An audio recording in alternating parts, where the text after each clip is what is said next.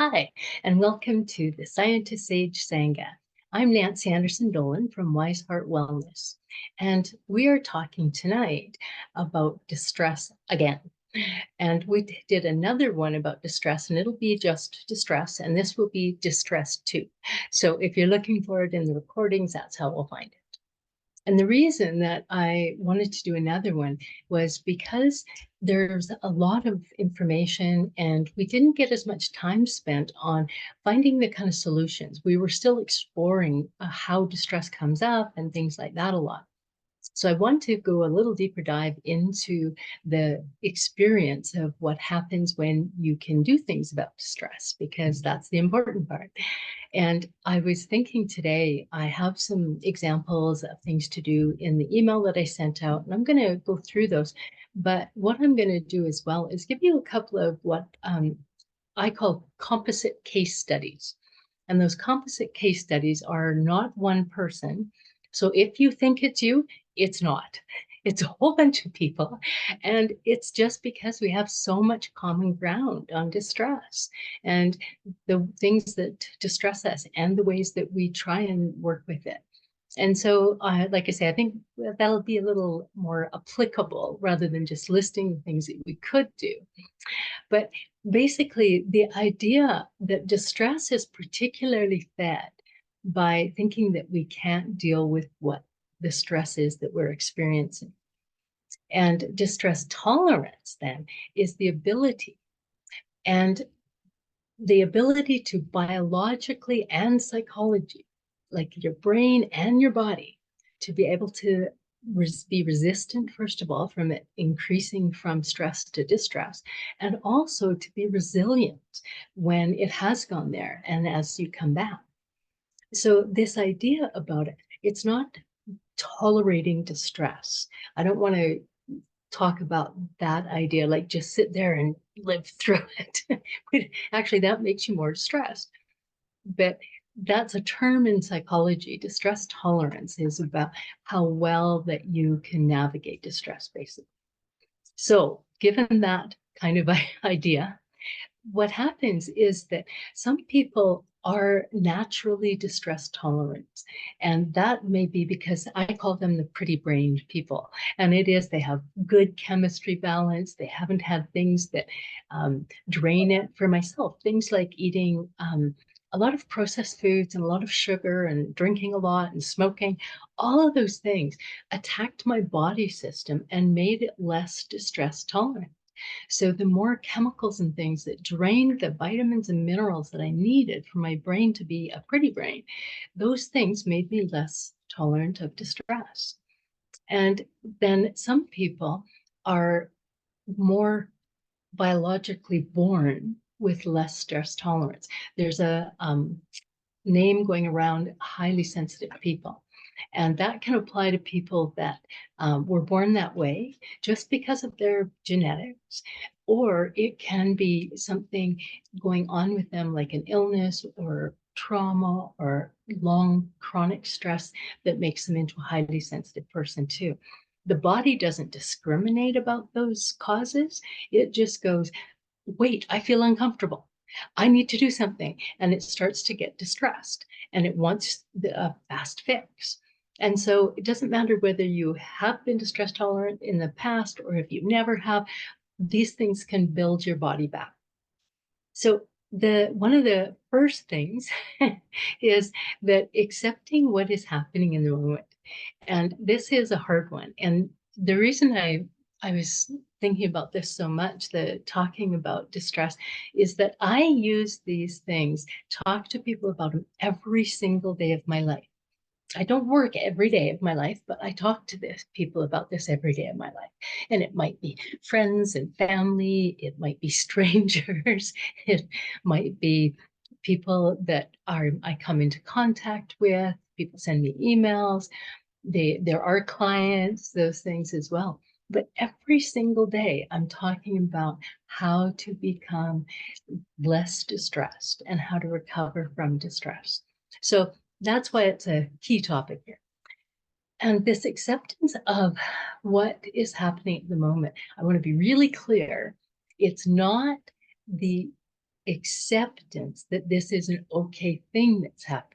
That isn't the kind of acceptance that we're talking about. We're talking about the fact that I go outside where I live. We've just had more snow in 2 days than we get in a month. And I go out there, I'm not that happy about it. It stresses me a little bit, but that does not serve me. So I get on my tall boots and I put on my parka and I take my dogs for a walk anyway. And that is accepting what is in the moment and deciding what I'm going to do about it. Somebody else might decide to curl up inside, and that's how they're going to work with that stress. Somebody else might, decide to go for a walk in a mall. Different people will do different things. But if I just rail against what is, the snow is out there and I don't want to go out and it's cold, I will get more distressed. Resisting reality increases your not only your current distress, but your vulnerability to more distress. So this idea about accepting what's happening at the moment, just some quick ideas about it. It is to just say, okay, yeah, this is what's happening. Oh, look at it, it's snowing. That sucks. I don't like it. I'm accepting the fact that I don't like that. I'm accepting the fact that it is snowing. And just naming what's going on and just describing it, not making up all of the stories about it. Like it's horrible that it's like this, whatever this is. When I broke my leg, I was very resistant to having a broken leg the second time. And I actually kept, no, no, no. And luckily, even in a lot of pain, eventually it got through to me that it was kind of ridiculous that I was saying, no, leg, don't be broken. And so literally when I accepted that, then the paramedics could give me pain meds and we could get things going. But most of us are really resistant to reality in some way.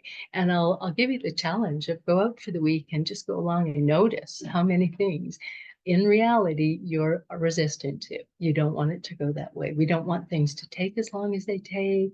We don't want that driver in front of us to be slow. We don't want that thing to cost so much.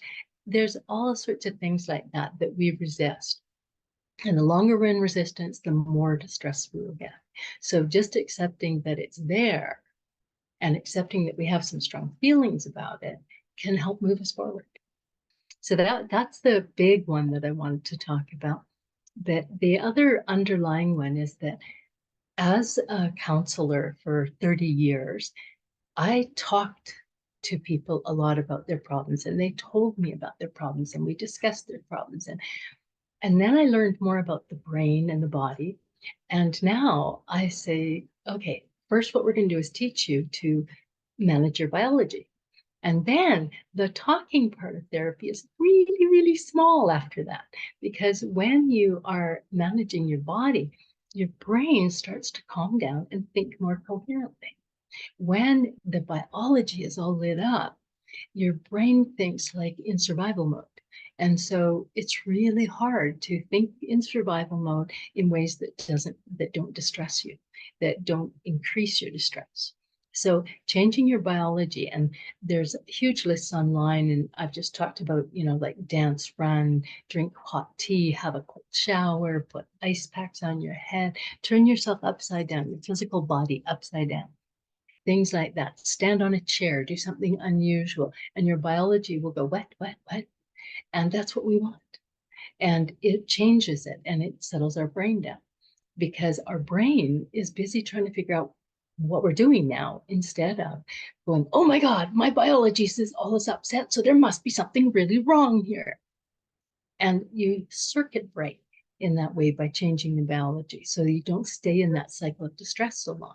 You have to start to come out. And the more frequently you break the cycle of distress like that with a circuit breaker, then what happens is you don't go into it as often. So it's really useful. And things like just, I'm going to go rather quickly through them, like changing your focus. So maybe you're going to stop and read a book or turn some funny music on. I have an example of one of my humor things. It's great to meditate if you can, but when you're really distressed, it's hard. So I have this little figure, and if anybody knows who it is, it's Mufasa from Lion King. And you know, Mufasa has a penchant for taking his stick and whacking people on the head when they are overreacting to things. And he says, just don't do that. And so that's why this one works for me so well. It reminds me to meditate, but it has this sense of humor to it. And so then I go, oh, right, right. You know, it's not going to be easy to meditate right now, but I'll lean towards that, and that'll help my body calm down. Creating things. Lots of people do lots of creation, like whether it's knitting, handwork of any kind, craft work like that is really calming to your body. And lots of times your head is working through it and you don't even know your head is working through the issue and letting it go. You're just busy doing the creating. And all of the things that we have talked about in previous episodes and last time about self-soothing and finding things that calm your body. Just like I was out today working with some clients and they had a little baby in a papoose board. And the baby was just totally calm, all nice, cuddled in and all that. And those kind of things, they've started young and we got comforted. And if we remind ourselves of those old comforts, our body again goes, oh, I feel better. I feel better. So those are the things that I was suggesting there. But what I really want to go further into is like a case example. So what I'm going to do is talk about one young person and one older person. And like I say, no matter who is listening, no matter who is watching this video at some other time, it is not you. It's a compilation of everybody.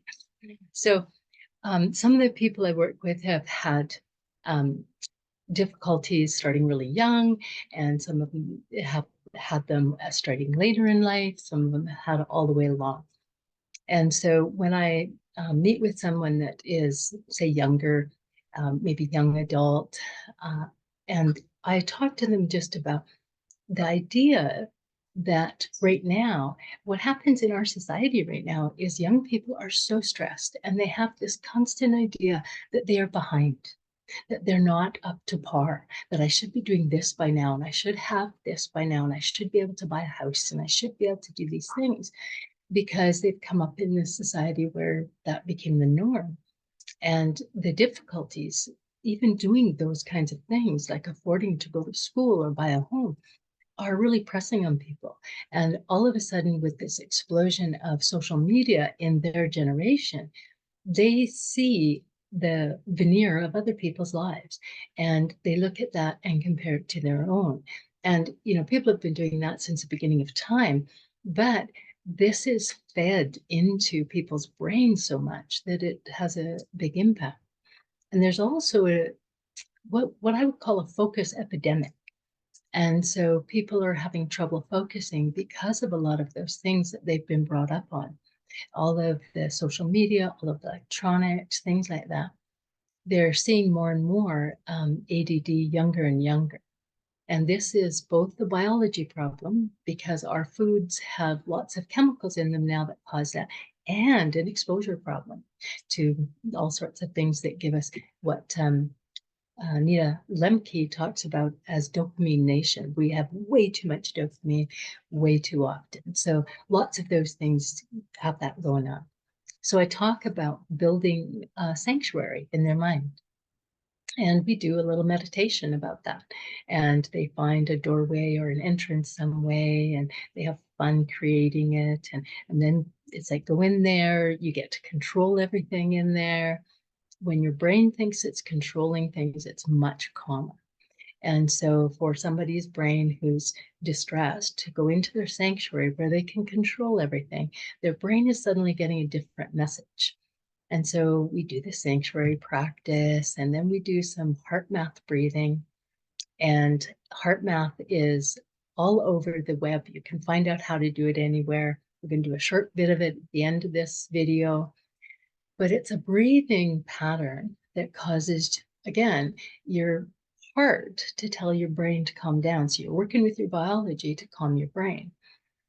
And then when we've done a couple of those kinds of things, we talk about a particular problem. They'll bring a problem up, like maybe they're dating, or, maybe they're trying to figure out where to go to school or what job to take. And we just notice what anxiety comes up. And then we work with it. So if somebody is saying, oh, I want to go and look at this kind of schooling, and they're very distressed about it, and they, can't even get to the idea of looking, for registration, right there, we go back into the sanctuary, we do the breathing. And so we take that cycle. And in the email this week, there's a video from Tara Brach. She talks about using this distress as a doorway to awakening. And so that's why we find whatever issue somebody has, and we just work with it. Keep bringing the issue up, and then all of a sudden the biology goes up, and then we introduce one of these things that can bring the biology down a little bit. And then as they are having a little bit better brain, then we have conversation about something else. And we say, like, this problem that you have, what are the specifics about it? And often when their biology is calmer, they can just talk about the problem like, yeah, this is like this. And they're way more able to accept what is. And then we can talk about possible things that they might like to try about it, or things that they might look at. I was telling someone recently that I said, okay, what are the steps? And they're like, oh, well, this. And I said, could you take this little action? And they're like, no. And I thought, is it too big an action? It's like, no, it's not enough action. I have to take more action. And so it was like, okay, no, here's the problem. I'm saying count to 5, and you're saying 5. I'm saying count to 5, and you're saying 5. It doesn't work that way. You have to take it, break it down, because the little steps we can do with a little less distress. So we don't light the fire under the distress. And so we break it down a bit like that. And then we move into some idea of acceptance. And it's like, well, if they can't accept that, what can they accept? And again, it's little. There is a lovely person I follow that talks about the science of small wins. And that idea is hard for us, especially when we're distressed, because we feel like we got to do something big to fix all of this right now. And it doesn't work that way. It just doesn't work that way. Usually those are not the solutions. Those are more problems and get in the way of the solution. So this idea about just doing it in that way.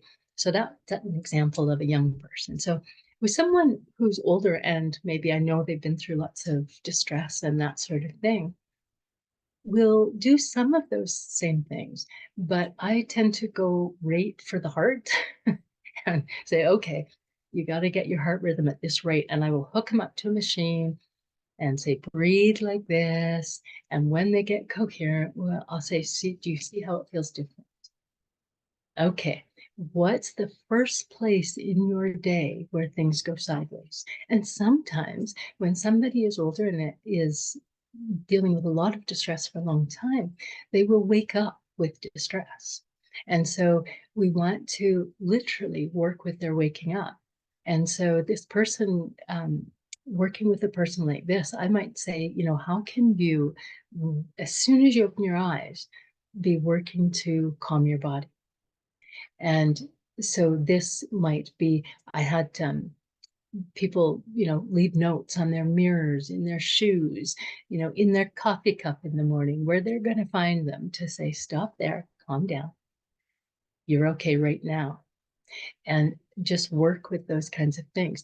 I have lots of things of my own that I use that way as well. I have little tokens, things like this. It's a beautiful turtle that reminds me of a spiritual feeling.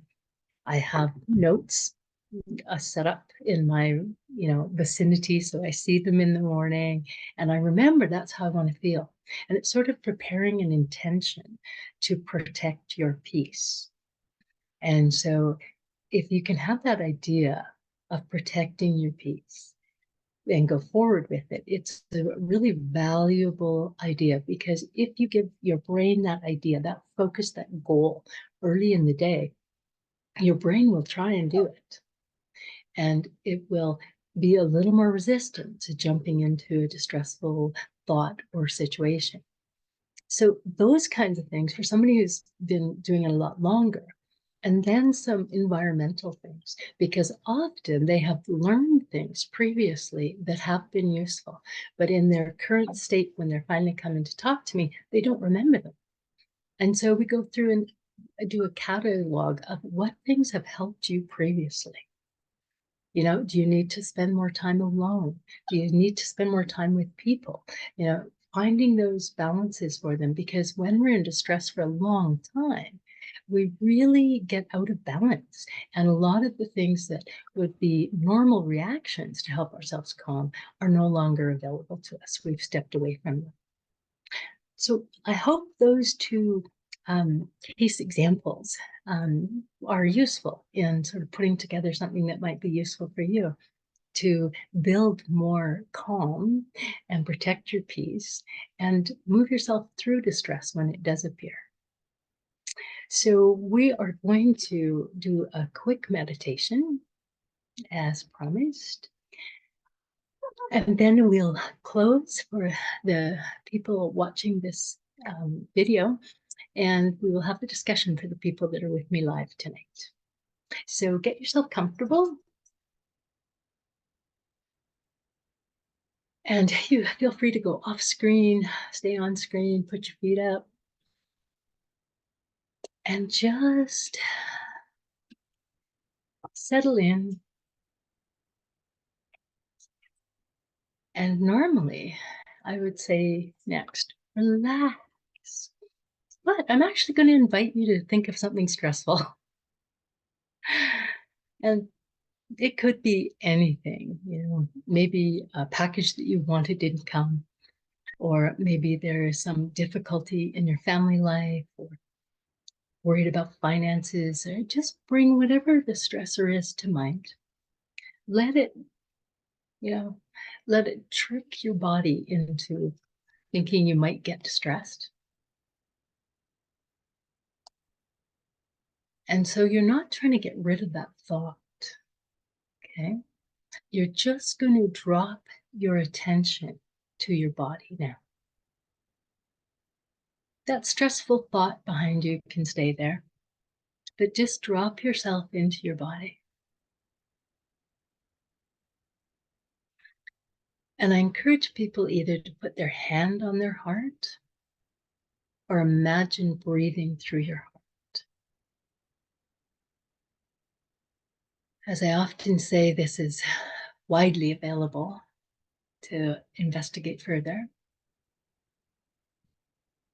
And this is simple heart math breathing. When you imagine breathing in through your heart rate variability calms.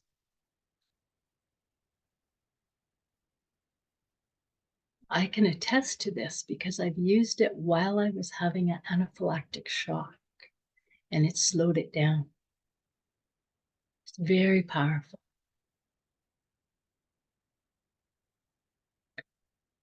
So just do that.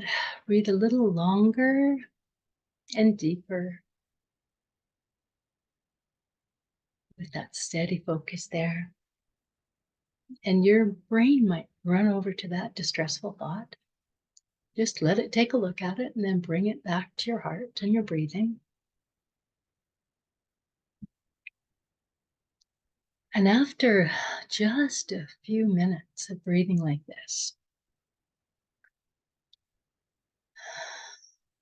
most bodies will show a message to the parts of their bodies to relax a bit.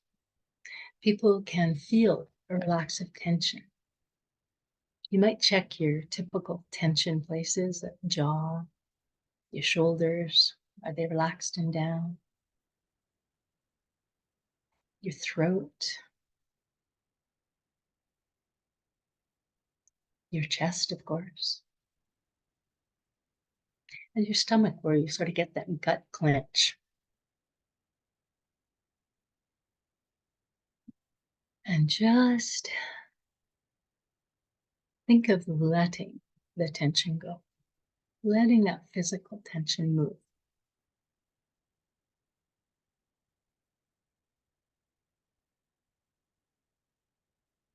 And if you want to, you might imagine the physical tension releasing from you like snow melting, just running off you. Or imagine the wind blowing and blowing it right off your body.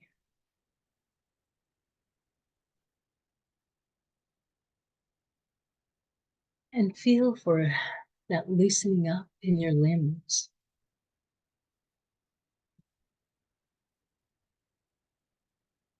And should you start to get more distress, come back to the heart. Slow and low breathing. And your heart will retransmit the message to your body and your brain that everything's all right. There's nothing to be worried about right now.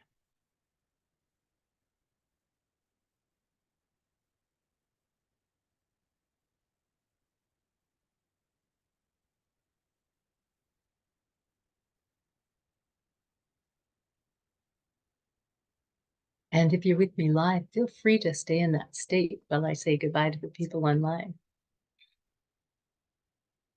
So thank you for joining us tonight. I appreciate so much your presence and your comments and the emails I receive. And we are doing this as by donation. So if you have found use of it and wish to make a donation, you can do that to scientistsage@gmail.com. And you can also send suggestions for topics you'd like to hear about, or for comments, feedback about anything at all about the videos. If I'm talking too fast, or if you would like to have different lighting, all sorts of things, I would just love to hear from you. So take care, my friends. I am with you. You are with me. Blessed be. Good night.